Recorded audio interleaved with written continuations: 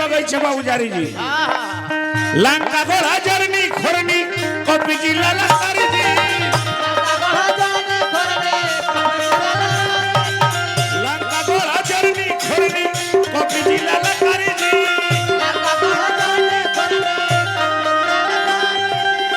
हो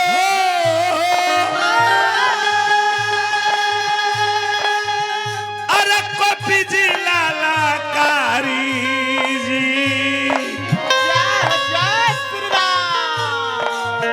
जीव सुगरीव जी के हरि जी से यारी गदाधारी देवता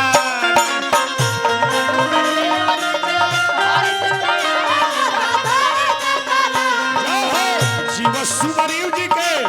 हरि जी से यारी गदाधारी देवता सुमिरन में मन पारी गदाधारी देवता समय लास्ट बा ऐसे लास्ट में कहे को एगो ब्याह जी सुमिरन गौने है कि धनी बड़ी जान की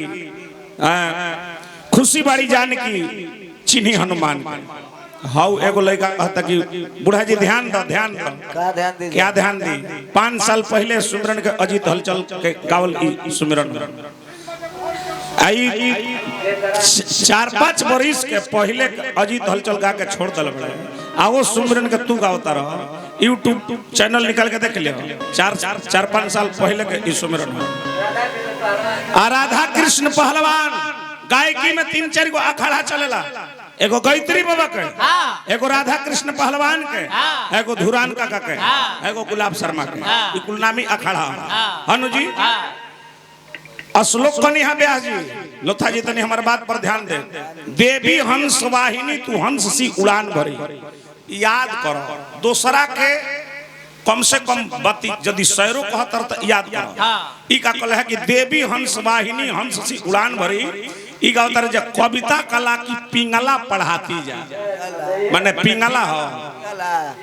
पिंगला आ जिंगला धइल बा कविता कला की कल पिंगल पढ़ाती जा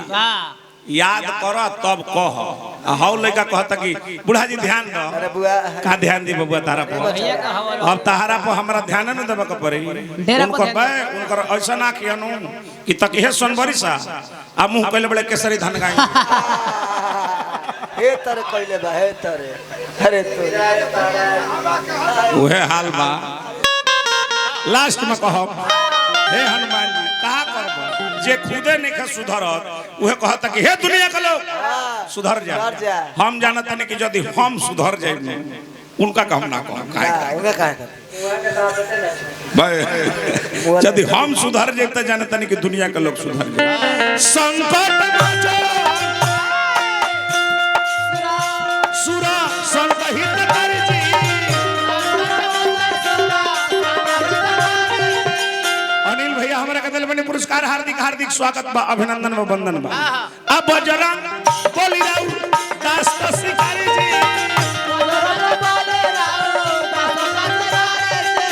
और कहो हमरा गुड्डू बाबा कहत नहीं जे अनिल भैया के साले साल लइका होका सो कोगो लइका बड़ा सो अभी तक भैया 12 रे उता तू मर्द तरह जा 13 गो लइका हो गेला सत तू मशीन के गजन क के तू बिक देला हो हार्दिक हार्दिक स्वागत बा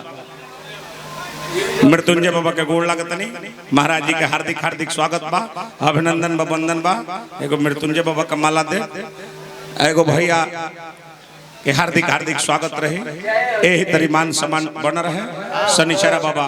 रवा के बनौले रखे ये हमरा के 1 लाख अंसारी जी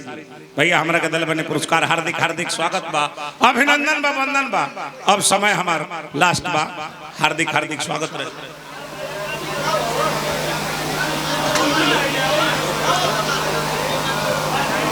अच्छा ओम प्रकाश भैया